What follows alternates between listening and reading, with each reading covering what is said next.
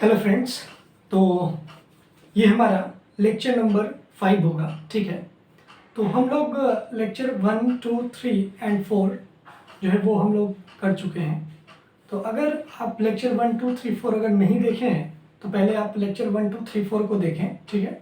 उसके आप लेक्चर 5 को देखें, ठीक है क्या। तो आज का जो हमारा टॉपिक होगा that is lecture 5, class 10th circles topic हम लोग अभी पढ़ रहे थे। तो लेक्चर 4 जो है वो हमारा जो कल हुआ था वो बहुत ही इम्पॉर्टेंट लेक्चर है, प्लीज़ आप उसको एक बार देखें, ठीक है। तो आज जो भी क्वेश्चंस होगा वो फर्स्ट वीडियो जो हमारा होने वाला है वो एक बेसिक्स लेवल का क्वेश्चंस हम लोग उसमें करेंगे, ठीक है। ताकि हम लोग ये चीज़ देखना चाहते हैं कि जितने भी कॉन्सेप्ट्स और थ्योरम्स हम लोग पढ़े हैं उनका क्या हम लोग इम्प्लीमेंटेशन जो है वो कर पा रहे हैं या नहीं। इस बात को हम लोग इस लेक्चर से अपने जो कॉन्सेप्ट्स हैं और हमारे जो रिजल्ट्स हैं उनको यूज़ करके हम लोग क्वेश्चंस को सॉल्व करने का प्रैक्टिस करेंगे, ठीक है क्या। तो आज का जो हमारा फर्स्ट क्वेश्चन है वो इस प्रकार है, देखिएगा ध्यान से।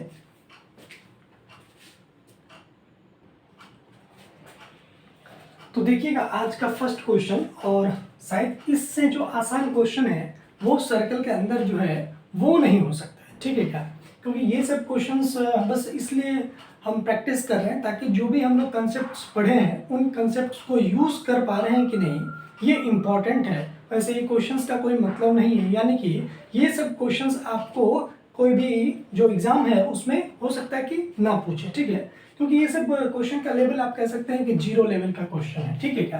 तो क्वेश्चन क्या है कि फ्रॉम अ पॉइंट Q, ठीक है क्या, the length of the tangent to a circle is 24 centimetre and the distance of Q from the centre is 25 centimetre, the radius of the circle. इसका मतलब क्वेश्चंस में आपके पास क्या गिवन है, देखिएगा। आपके पास एक सर्कल है, ठीक है। सपोज मान के चलते हैं कि हमारा जो सेंटर है दैट इज O, ठीक है। फ्रॉम अ पॉइंट Q, इसका मतलब कोई भी एक पॉइंट है सपोज Q, ठीक है। कोई बच्चा यहाँ भी सोच सकता है, यहाँ भी सोच सकता है, यहाँ भी सोच सकता है, यहाँ भी सोच सकता है, और दैट इज किसी भी प्लेन, इस प्लेन के किसी भी पॉइंट को आप Q कंसीडर कर सकते हैं, ठीक है क्या। तो क्वेश्चन है कि from point Q the length of the tangent to a circle is 24 centimetre. इसका मतलब कि इस Q पॉइंट से जब एक टेंजेंट ड्रॉन किया जा रहा है, ठीक है। मान चलिए अगर कोई बच्चा यहाँ से Q पॉइंट कंसीडर करे, हो सकता है उसका टेंजेंट इधर जाएगा, या हो सकता है उस टेंजेंट को इधर भी कंसीडर कर सकता है, ओके। या फिर कोई अगर सपोज Q पॉइंट इधर कंसीडर कर रहा है तो हो सकता है कि ये टेंजेंट्स हो, या फिर हो सकता है कि आप इसको भी मिला लें तो वो भी टेंजेंट ही होगा, ठीक है। तो ऐसा कोई जरूरी नहीं है कि Q पॉइंट को इसी पॉइंट पे हम लोग को लेना है, ठीक है क्या। तो सबसे पहली बात क्वेश्चन में कह रहा है कि from a point Q the length of the tangent to a circle is 24 centimetre. इसका मतलब मान चलिए इस पॉइंट को, अभी हम लोग क्वेश्चन आगे पढ़ के उसका भी नामकरण देंगे, लेकिन सबसे पहली बात हम लोग को क्वेश्चंस पढ़ के इतना पता चला है कि that is the length of tangent is equal to 24 centimetre, ठीक है। और लिखा हुआ कि and distance of Q from the centre is 25 centimetre. इसका मतलब कि ये अगर हम लोगों का सेंटर है सपोज सर्कल का, तो कह रहा है क्वेश्चंस कि Q से लेकर के, और ये जो O है that is the distance between Q and O point.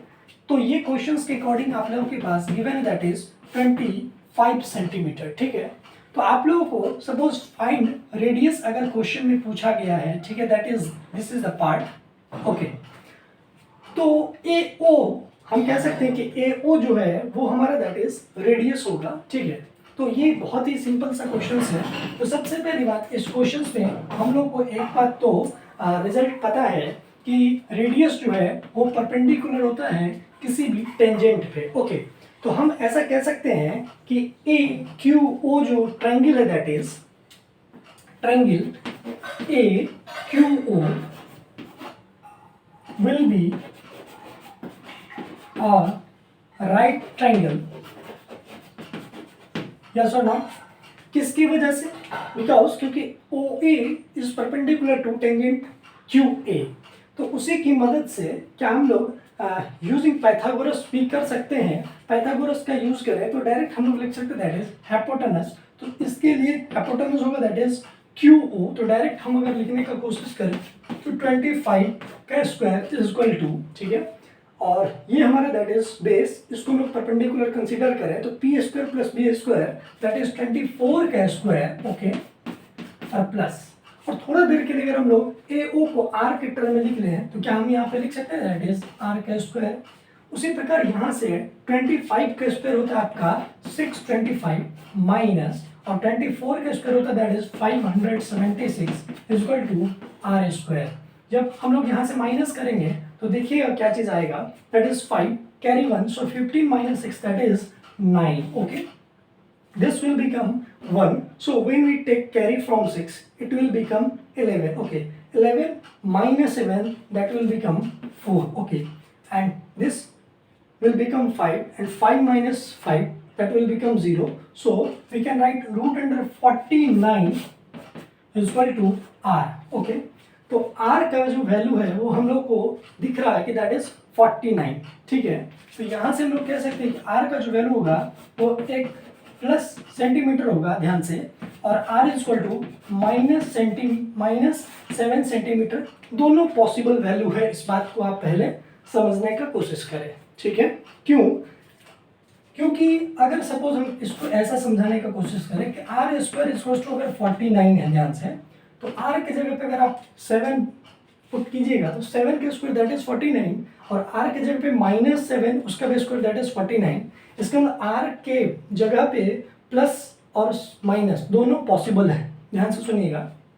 लेकिन चूंकि r मतलब रेडियस और रेडियस मतलब होता है डिस्टेंस, तो डिस्टेंस हम लोग जानते हैं कभी भी निगेटिव नहीं होता है, इसीलिए, ठीक है, क्या कि हम लोग निगेटिव वैल्यू को रिजेक्ट करेंगे और जो पॉजिटिव वैल्यू है उसको एक्सेप्ट करेंगे, तो उसके अकॉर्डिंग हमारा जो रेडियस होगा दैट इज 7 सेंटीमीटर होगा, और ऑप्शन में अगर हम लोग देखें दैट इज ऑप्शन ए हमारा सही होगा, ठीक है। और जहाँ पे डी रिजेक्ट हो जाएगा, सी का कोई सवाल ही नहीं पैदा हो रहा है, और बी हमारा कोई ऑप्शन का मैच करने का कोई बात ही नहीं, ठीक है क्या। तो एक छोटा सा बहुत ही जीरो लेवल का क्वेश्चन था, ठीक है। तो आज का जो हमारा नेक्स्ट प्रॉब्लम होने वाला है उस क्वेश्चन को थोड़ा ध्यान से देखिएगा।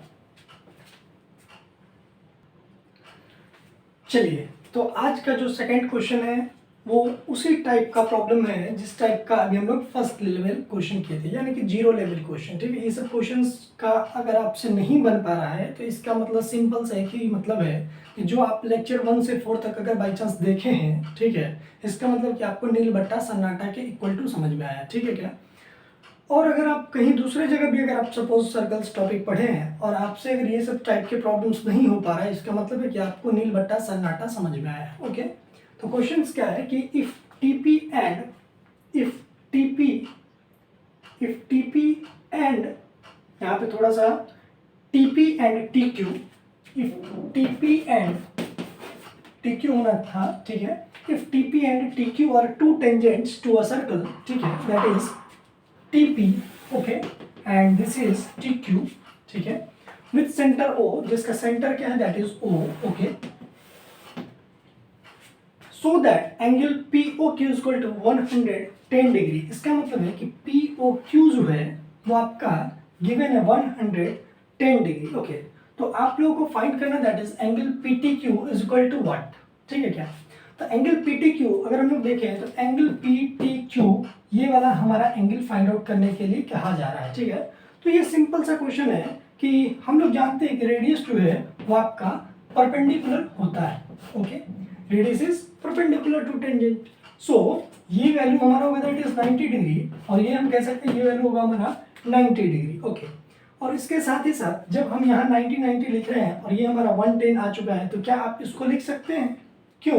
क्योंकि POQT आपको दिख रहा होगा दैट इज एक क्वाड्रिलेटरल है, और किसी भी क्वाड्रिलेटरल का जो सम ऑफ ऑल एंगल्स होता है that is equal to 360 degree. तो उसकी मदद से हम डायरेक्ट यहाँ पे लिख सकते हैं that is 90 + 90, okay, plus 110, okay, plus angle PTQ is equal to 360, okay. तो angle PTQ is equal to 360 okay minus, ध्यान से अगर हम लोग डायरेक्ट कैलकुलेट कर लें तो कह सकते हैं क्या कि 110 plus 90 that is 200, 200 plus 90 that is 290 minus okay. यहाँ से हम लोग सब्ट्रैक्ट करें, 0 माइनस 0 दैट इज 0 और 6 में से 9 हमारा नहीं जाएगा दैट इज एक कैरी करेंगे तो हमारा होगा that is 16, 16 minus 9 that will become 7 okay. तो हम लोग कह सकते हैं कि एंगल PTQ जो होगा वो हमारा 70 डिग्री के इक्वल टू आएगा ओके। तो इसके अकॉर्डिंग अगर हम लोग ऑप्शन देखें हमारा ऑप्शन क्या होगा दैट इज बी ओके। तो ये आज का हमारा सेकंड क्वेश्चन था, ठीक है। तो नेक्स्ट क्वेश्चन आज का देखिएगा ध्यान से। चलिए, तो ये थर्ड क्वेश्चन भी उसी लेवल का क्वेश्चन है that is zero level okay. तो क्वेश्चन क्या कह रहा है आपका कि if tangents PA and PB from a point P to a circle with centre O are inclined to each other at an angle of 80 degree. इसका मतलब है कि एक आपके पास सर्कल गिवन है ओके, इसका सेंटर क्या है दैट इज O, ठीक है, और P पॉइंट से, ठीक है क्या, P पॉइंट से दो टेंजेंट्स ड्रॉन किया जा रहा है। सपोज एक है हमारा PA और दूसरा है मान के चलिए PB ओके, ठीक है। तो क्वेश्चंस को पढ़ के हम लोग को ये पता करना है कि एंगल्स कौन सा दिया है, ठीक है क्या। तो क्वेश्चन में कह रहा है कि with centre O are inclined to each other at an angle of 80 degree. इसका मतलब दोनों जो टेंजेंट्स हैं ध्यान से वो इंक्लाइंड है, यानी कि उस दोनों के बीच का जो एंगल है वो आपका गिवन है दैट इज 80 डिग्री ओके। तो आपसे पूछा जा रहा है कि एंगल POA यानी कि एंगल POA अगर हम लोग इसको मिला ले थोड़ा देर के लिए देखिएगा, ठीक है, POA दैट इज हम लोग को जो फाइंड आउट करना है वो ये वाला एंगल फाइंड आउट करना है, ठीक है। तो ये बहुत ही आसान क्वेश्चन हम कह सकते हैं। फिर वही बात कि देखिएगा थोड़ा सा ध्यान से, ठीक है। तो हम लोग ऐसा कह सकते हैं, देखिएगा एक लाइन में अगर हम आपसे एक बात पूछे कि क्या आप इस ट्रायंगल्स को, ठीक है क्या, और क्या आप इस ट्रायंगल्स को कन्ग्रुएंट कर सकते हैं क्या, ठीक है। अगर आप कन्ग्रुएंट कर सकते हैं तो इसका मतलब है कि आपका सॉल्यूशन आ चुका है, ठीक है। तो अगर आप देखिएगा कि ये कॉमन साइड्स है और ये दोनों इक्वल होगा बिकॉज क्योंकि एक्सटर्नल पॉइंट से जब हम लोग टेंजेंट्स ड्रॉ करते हैं तो वो इक्वल होता है, ये हमारा थ्योरम नंबर फर्स्ट कहता है, ठीक है। और दूसरी बात कि हमारा 90 डिग्री यहाँ भी और यहाँ भी, तो इसका मतलब है कि POB और POA जो ट्रायंगल है वो कन्ग्रुएंट होगा। खैर ठीक है, तो हम लोग को केवल एंगल के बारे में बताना, तो हम लोग कुछ यहाँ पे उतना भी एक्सप्लेनेशन लिखने की कोई ज़रूरत नहीं, ये माइंड में हम लोग कर सकते हैं, ठीक है क्या। तो ये वैल्यू आपका 80 दिया हुआ था, तो हम कन्ग्रुएंट होने की वजह से कह सकते हैं कि ये दोनों एंगल डिवाइड होगा और ये 40-40 में बट जाएगा ओके। तो अब हमारा ये एंगल 40 है, ये 90 है, तो क्या हम लोग बहुत आसानी तरीका से इसका वैल्यू बता सकते हैं क्या। तो हम ऐसे अगर लिखे that is 40 plus okay 90 plus और एंगल POA इज टू 180। क्यों? क्योंकि APO एक ट्रायंगल है और किसी भी ट्रायंगल्स का जो सम है दैट इज 180 डिग्री के इक्वल आता है, ठीक है क्या। तो यहाँ से हम लोग लिख सकते हैं कि angle POA is equal to 180 minus 130 which will become 50। तो एंगल POA का जो वैल्यू होगा वो आपका 50 डिग्री के इक्वल आएगा। और इसके अकॉर्डिंग अगर हम लोग देखें तो ऑप्शन नंबर हमारा दैट इज ए करेक्ट है, ठीक है। तो ये सब जो क्वेश्चंस है वो फिर से हम आपको बता दें कि बस ये क्वेश्चंस आप लोगों को खुशी करने के लिए दिया जा रहा है, अदरवाइज ऐसा टाइप का प्रॉब्लम्स आपसे ना तो कोई एग्जाम में पूछने वाला है और ना ही आपके किसी भी टेस्ट में आने वाला। लेकिन बस हाँ ये आप मान सकते हैं कि अगर ये भी लेवल के क्वेश्चंस अगर आपसे नहीं बन पा रहे हैं तो इसका मतलब है कि आपको समझ में नहीं आया है ओके। तो आज का जो हमारा नेक्स्ट क्वेश्चन होगा उस क्वेश्चन को देखिएगा।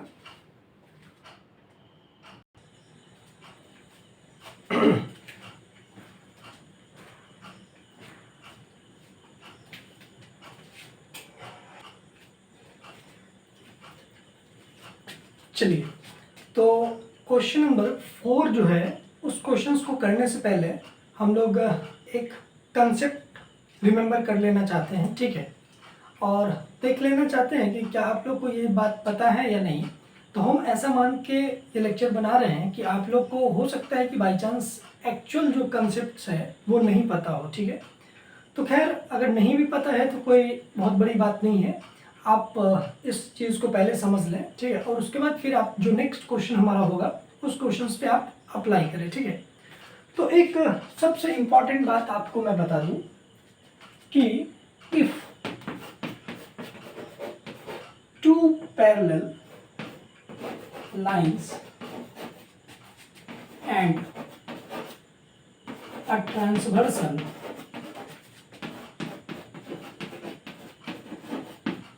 ठीक है, मतलब क्या कि अगर दो पैरेलल लाइंस और एक ट्रांसवर्सल है तो क्या क्या चीज होना चाहिए, उसके लिए कंडीशन लिखिएगा। सबसे पहली बात तो पैरेलल लाइन, सपोज ये हमारा दो पैरेलल लाइन है, मान के चलते हैं सपोज ये हमारा दैट इज ए बी और ये है सपोज हमारा एक्स वाई, ओके, और इसको अगर हम लोग सपोज नाम रख रहे हैं पी क्यू, ठीक है, और सपोज ये इंटरसेक्ट करा ओ डैश और सपोज ओ पे, ठीक है क्या।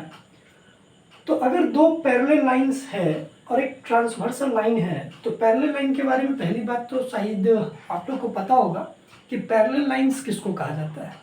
तो पैरेलल लाइंस उस दो लाइंस को कहा जाता है कि जो एक दूसरे को नेवर इंटरसेक्ट करे। इंटरसेक्ट करने का क्या मतलब है कि ये एक दूसरे को नहीं काटे, पहली बात। दूसरी बात कि कभी भी जो दो पैरेलल लाइन होगा वो कॉन्साइड नहीं करेगा, इस बात को भी याद रखें। क्यों? क्योंकि अगर एक लाइन के ऊपर दूसरा लाइन अगर है, ओवरलैप कर रहा है, उस लाइन को हम लोग कहते हैं कि कॉन्साइड लाइन है, ओके। तो पैरेलल लाइन का मतलब क्या है कि पैरेलल लाइन का मतलब है कि जो एक लाइन दूसरी लाइन को कभी भी इंटरसेक्ट ना करे, या कह सकते हैं आप टच ना करें, ओके। दोनों ही वैलिड बात है, ठीक है। तो देखिएगा फर्स्ट पॉइंट, ओके। तो हम लोग जानते हैं ये बात क्लास 8-9 में ही पढ़ा दिया जाता है बेसिकली कि इस एंगल को सपोज हम लोग अगर नामकरण करें तो angle 1, this is angle 2, this is angle 3, and suppose this is angle 4, angle 5, angle 6, angle 7 और angle 8, ओके। तो 1 मिनट हो सकता है कि हम आप लोग को थोड़ा सा लंबा जाए हमारा ये लेक्चर, 1-2 मिनट, लेकिन आपको कंसेप्ट बहुत अच्छे से समझ आएगा, ये आपसे मेरा प्रॉमिस है, ठीक है क्या। तो थोड़ा सा हम पहले चर्चा कर लेना चाहते हैं कि किस एंगल को क्या चीज़ कहते हैं। कि एंगल 1 एंगल 2 हमारा लीनियर पेयर एंगल होता है, उसी प्रकार एंगल 2 एंगल 3 हमारा लीनियर पेयर, एंगल 3 एंगल 4 हमारा लीनियर पेयर, और यानी कि एंगल 1 एंगल 4 हमारा लीनियर पेयर। सिमिलरली इस केस में भी वही होगा पहली बार, ठीक है। तो यानी कि लीनियर पेयर आप देख चुके होंगे कि क्या होता है, देखिएगा ध्यान से। तो लीनियर पेयर एंगल आपको आई थिंक पता चल गया होगा, ठीक है। दूसरा जो एंगल होता है दैट इज हमारा है वर्टिकल एंगल। तो ये एंगल और इस एंगल को, ठीक है, और इस एंगल को और इस एंगल को हम लोग बोलेंगे that is vertical angle. Similarly इस केस में भी वैलिड है। इसका मतलब आप लोग को आई थिंक वर्टिकल एंगल का भी कंसेप्ट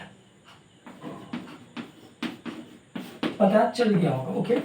तो थर्ड जो पॉइंट है दैट इज हम कह सकते हैं कि अल्टरनेट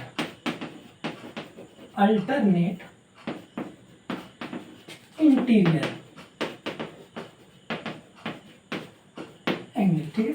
तो अल्टरनेट इंटीरियर एंगल और जो लास्ट होगा दैट इज फोर्थ, उसके बाद एक और है अल्टरनेट इंटीरियर एंगल के बाद हम कह सकते हैं करस्पॉन्डिंग एंगल।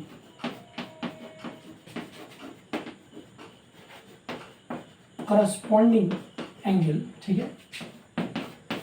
और जो लास्ट है दैट इज को इंटीरियर एंगल।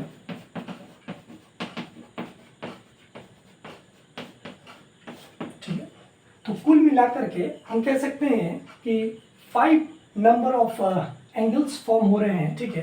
लेकिन जिसमें से ये जो हमारा 3 है दैट इज 3, 4, 5, ये वो एंगल्स होंगे जब दो पैरेलल लाइंस का बात किया जा रहा है, यानी कि ये अल्टरनेट इंटीरियर एंगल किसको कहा जाता है उस बात को पहले देखें। तो अल्टरनेट का मतलब कि एक राइट साइड तो दूसरा लेफ्ट साइड, और चूंकि शब्द है दैट इज इंटीरियर, इसका मतलब कि अंदर की बात किया जा रहा है। इसका मतलब कि एंगल 4 जो है, ठीक है, एंगल 4 वो किसके इक्वल होता है, दैट इज एंगल 6 के, और एंगल 3 जो है दैट इज इक्वल टू होगा एंगल 5 के, ठीक है। तो अगर कभी भी अगर आपसे पूछा जाए कि दो पैरेलल लाइन है, ठीक है, और प्रूफ करना है कि इसको प्रूफ, सपोज अगर आपके पास दो लाइन है और आप देख रहे हैं कि अल्टरनेट इंटीरियर एंगल क्या है, इक्वल है, तो आप कह सकते हैं this is only possible when this lines will be parallel, पहली बात। दूसरी बात, करस्पॉन्डिंग एंगल को समझने का कोशिश करें। तो ये जो हमारा है दैट इज एंगल 1, ओके, ये एंगल 1 और ये एंगल 5 ये होगा हमारा करस्पॉन्डिंग एंगल, ठीक है। उसी प्रकार एंगल 4 और एंगल 8 हमारा क्या होगा, करस्पॉन्डिंग एंगल। उसी प्रकार एंगल 2 और एंगल 6 हमारा क्या होगा, करस्पॉन्डिंग एंगल, और एंगल 3 और एंगल 7 क्या होगा, करस्पॉन्डिंग एंगल। तो करस्पॉन्डिंग एंगल के बारे में भी ये चीज़ आपको पता होना चाहिए कि करस्पॉन्डिंग एंगल इक्वल होता है। इसका मतलब कि अगर सपोज ये 70 डिग्री है तो इसको भी 70 डिग्री होना पड़ेगा। इसका मतलब कि अल्टरनेट इंटीरियर एंगल और करस्पॉन्डिंग एंगल का जो नेचर है दैट इज इक्वल का होता है, ठीक है। अब ऐसा नहीं है कि ये दोनों इक्वल होता है, ये नहीं। करस्पॉन्डिंग एंगल का मतलब कि अगर ये एंगल 70 है तो ये भी 70 होगा, ठीक है। और ये 70 है तो हम कह सकते हैं ये 110 होगा, बिकॉज क्योंकि ये दोनों लीनियर पेयर एंगल, और किसी भी एक लाइन पे जो टोटल एंगल का सम बनता है दैट इज 180 डिग्री, इसीलिए इस ये जो वैल्यू है दैट इज 110 डिग्री। और अगर ये 110 डिग्री है तो हम कह सकते हैं कि ये भी दैट इज 110 डिग्री होगा, क्योंकि ये दोनों अल्टरनेट इंटीरियर एंगल है, ठीक है। और ये अगर 110 डिग्री है तो फिर हम कह सकते हैं कि ये हमारा 70 डिग्री है, और या फिर इस दोनों से भी आप इक्वल कर सकते हैं, ठीक है। तो अल्टरनेट इंटीरियर एंगल और करस्पॉन्डिंग एंगल का नेचर आप समझ लें कि इक्वल होता है, ठीक है। अगर आप ये बात भी प्रूव कर दें कि ये और ये इक्वल है, कभी भी अगर आपके पास दो लाइंस गिवन है और ये 70 और ये 70 है, तो हम कह सकते हैं this are only possible when this lines are parallel. उसी के साथ ये जो लास्ट वाला पार्ट है दैट इज को इंटीरियर एंगल, ठीक है क्या। तो को इंटीरियर एंगल का मतलब होता है कि को इंटीरियर, ठीक है क्या। को मीन्स होता है दैट इज, अगर बात करें तो को मीन्स होता है पेयर, ठीक है। तो इसका मतलब पेयर की बात किया जा रहा है, और इंटीरियर है इसका मतलब है कि अंदर की बात कर रहा है। इसका मतलब कि दोनों एक साइड होना चाहिए और अंदर में पेयर में, तो इस दोनों का जो सम होगा वो 180 होना चाहिए। आप देख रहे होंगे कि 110 और ये है 70, जब आप दोनों को ऐड कीजिएगा तो ये 180 की इक्वल टू आएगा। उसी प्रकार आप कह सकते हैं ये हमारा है 110 और ये होगा हमारा 70, इस दोनों का जो सम है दैट इज हम कह सकते हैं कि 180 की इक्वल टू है। इसका मतलब है कि ये दोनों को इंटीरियर एंगल है। इसका मतलब कि को इंटीरियर एंगल के लिए एक कंसेप्ट याद रखना है कि सम ऑफ को interior angle is equal to 180 degree होता है, जबकि alternate interior angle and corresponding angle जो है वो नेचर में इक्वल जैसा होता है, यानी कि दोनों इक्वल होते हैं, ओके। तो अब ये बातें को अगर हम लोग समझ चुके हैं तो इसके बेसिस पे हम लोग जो नेक्स्ट क्वेश्चन हम लोग करेंगे उसको बहुत ही आसानी तरीके से हम लोग कर सकते हैं, ठीक है क्या। तो एक बात याद रखें कि जब भी आपके पास दो लाइंस पैरेलल का क्वेश्चन हो, यानी कि प्रूफ करना हो पैरेलल है, तो आप अगर ये चीज़ कह रहे हैं कि अल्टरनेट इंटीरियर एंगल इक्वल है, या फिर आप कह सकते हैं कि करस्पॉन्डिंग एंगल इक्वल है, या फिर अगर को इंटीरियर एंगल का सम अगर 180 डिग्री है, तो इसका मतलब कि जो दोनों गिवन लाइंस है वो दोनों लाइंस क्या है दैट इज पैरेलल लाइंस है, ओके। तो इसी कंसेप्ट को यूज करते हुए हम लोग नेक्स्ट क्वेश्चंस करेंगे, उस क्वेश्चंस को ध्यान से देखिएगा। चलिए तो क्वेश्चन देखिएगा, क्वेश्चन क्या है कि prove that the tangents dot at the ends of diameter of a circle are parallel. तो जो क्वेश्चंस अभी हम लोग देख रहे हैं वो उसी के बेसिस पे है जो अभी हम लोग कंसेप्ट्स को सीखे हैं, ठीक है। तो क्वेश्चंस क्या कह रहा है, क्वेश्चन कह रहा है कि मान चलिए एक सर्कल है सपोज, ओके, ठीक है। तो मान चलते हैं कि ये हमारा सेंटर है, ओके। तो सेंटर अगर है तो क्या हम कह सकते हैं कि ये हमारा डायमीटर होगा, यानी कि द लॉन्गेस्ट कोड जो होता है उसी को हम लोग डायमीटर कहते हैं। ये हम लोग इंट्रोडक्शन ऑफ सर्कल्स टॉपिक में ही देख चुके थे, ओके। तो अगर ए बी अगर सपोज डायमीटर है, ठीक है, तो क्वेश्चन कह रहा है कि at the end of the diameter, यानी कि डायमीटर के एंड पे, ठीक है, कि अगर हम लोग टेंजेंट्स ड्रॉ करें, ध्यान से देखिएगा,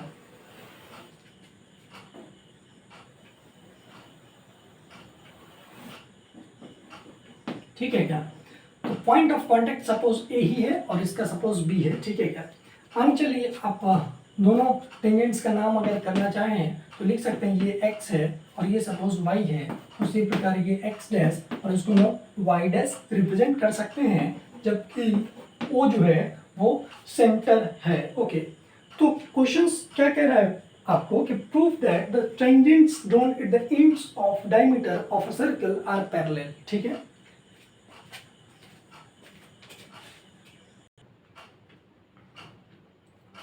ओके, तो क्वेश्चंस में आप लोगों को प्रूफ क्या करना है कि एक्स वाई टेंजेंट्स और ये एक्स डैश वाई डैश जो टेंजेंट्स है वो पैरेलल होगा, इस बात को आप लोग को प्रूफ करना है। तो सबसे पहली बात हम लोग गिवन लिखेंगे, दैट इज फर्स्ट पॉइंट कि A B is diameter, A B is diameter, ठीक है। और टू प्रूफ हम लोग को क्या करना है, देखिएगा, दैट इज कि एक्स वाई पैरेलल होगा एक्स डैश वाई डैश का, ठीक है। तो हम लोग प्रूफ में आएंगे तो क्या हम लोग ऐसा सोच सकते हैं कि चूंकि हम लोग तो थ्योरम नंबर 2 पढ़े हैं, दैट इज कि radius is perpendicular to tangents, yes और नॉट। तो इसी के मदद से हम कह सकते हैं कि ये अगर सेंटर है तो ये हमारा रेडियस होगा, ये जो पार्ट है दैट इज रेडियस होगा, और ये हमारा दैट इज 90 डिग्री होगा, ओके। और ये भी हमारा क्या होगा, दैट इज 90 डिग्री होगा। और ये भी कह सकते हैं कि ये भी रेडियस ही है, इसका मतलब ये भी 90 डिग्री होगा, और कह सकते हैं ये भी हमारा दैट इज 90 डिग्री होगा, ठीक है। तो अभी हम लोग जो जस्ट प्रीवियस कंसेप्ट पढ़े हैं उसके अकॉर्डिंग हम कह सकते हैं कि चूंकि ये डिग्री और ये 90 डिग्री ही है दोनों, और ये दोनों का सम दैट इज 180 डिग्री है, ठीक है क्या। तो ये तभी हो सकता है जब ये दोनों एंगल को इंटीरियर एंगल हो, और जब को इंटीरियर एंगल है इसका मतलब इस दोनों लाइन को पैरेलल होना पड़ेगा, ओके। आपकी मर्जी, अगर आप सपोज अल्टरनेट इंटीरियर एंगल से सोचें तो भी सोच सकते हैं, क्योंकि ये अगर 90 डिग्री है और ये भी 90 है, यानी कि दोनों इक्वल है अल्टरनेट, ये दोनों भी इक्वल है, तो ये तभी पॉसिबल है जब X Y and X dash Y dash क्या हो, दैट इज पैरेलल हो, ओके। तो इसी के मदद से हम ऐसे लिखेंगे, देखिएगा, X Y and X dash Y dash are parallel, sorry, अगर पैरेलल हम लोग को प्रूफ करना है तो लिखेंगे डायरेक्ट यहाँ पे कि सिंस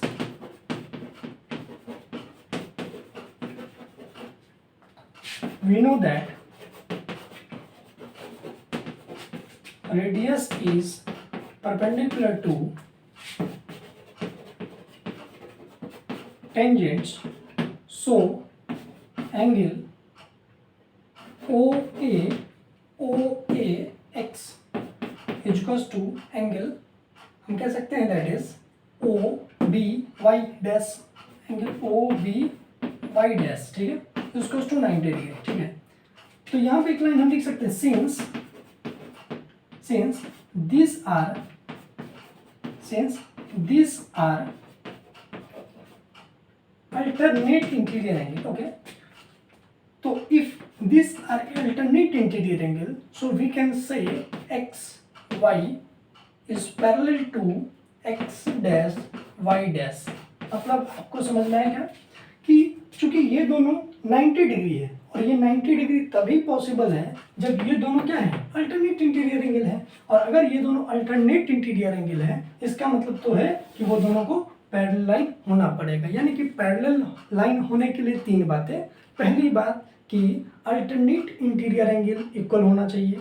दूसरी बात आप यूज़ कर सकते हैं कि करस्पॉन्डिंग एंगल भी इक्वल होता है। और को इंटीरियर एंगल का सम 180 डिग्री होता है, ठीक है। तो उसकी मदद से हम लोग बहुत ही आसानी तरीके से इस क्वेश्चन को प्रूव कर चुके हैं, ठीक है।